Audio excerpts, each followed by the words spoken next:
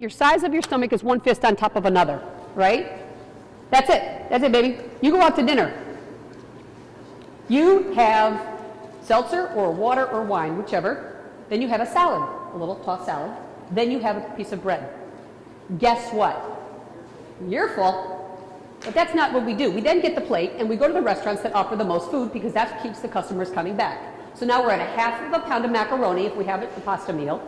Then we have about 6 or 8 ounces of protein. If it's fish, chicken, it's 10.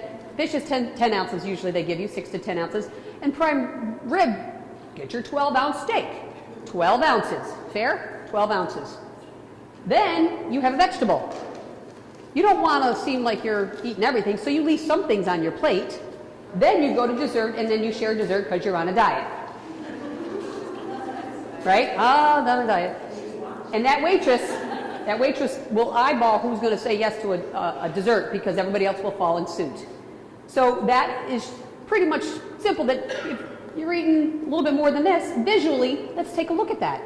I think Marcie is a wonderful presenter. She's dynamic, energetic, engages the audience, really reaches out to people on a number of levels, and makes it personal.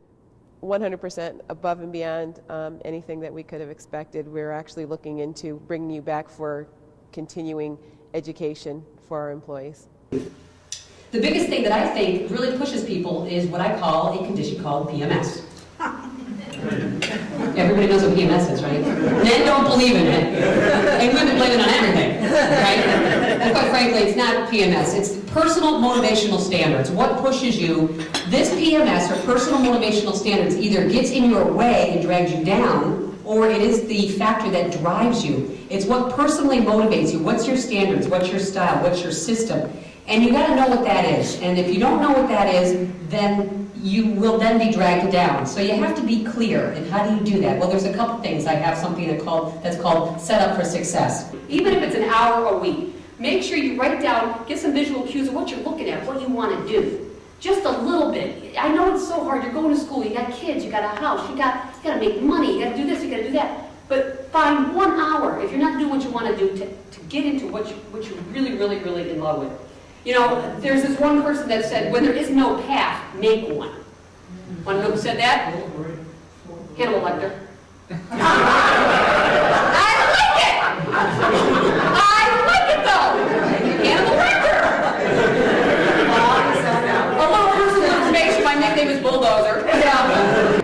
I think that she definitely walks the walk, and what I really enjoyed about her as a person was the fact that you know, she was straightforward. She was direct, blunt, somebody that could really motivate you. I thought it was great. I thought everybody in the company got a lot out of all these sessions. You were very interactive. You got people involved, excited. Your energy is up, and everybody loved you. How about the hands up in the air?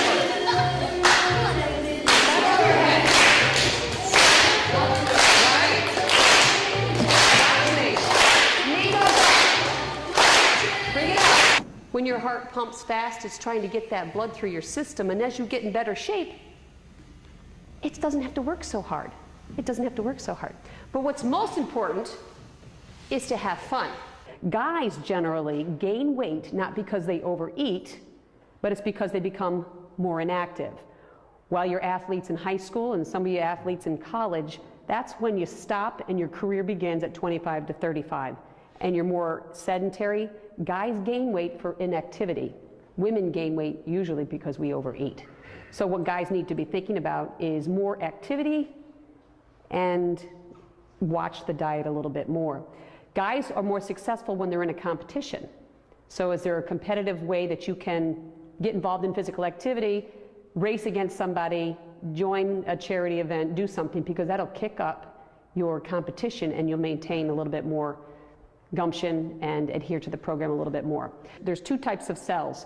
There's the muscle cells and the fat cells. I shouldn't do that one, huh? XO. XY. You have muscle cells and then you have fat cells. You're born with X amount of muscle cells. Men get to build more muscle cells and fat cells in adolescence. Women get to build more fat cells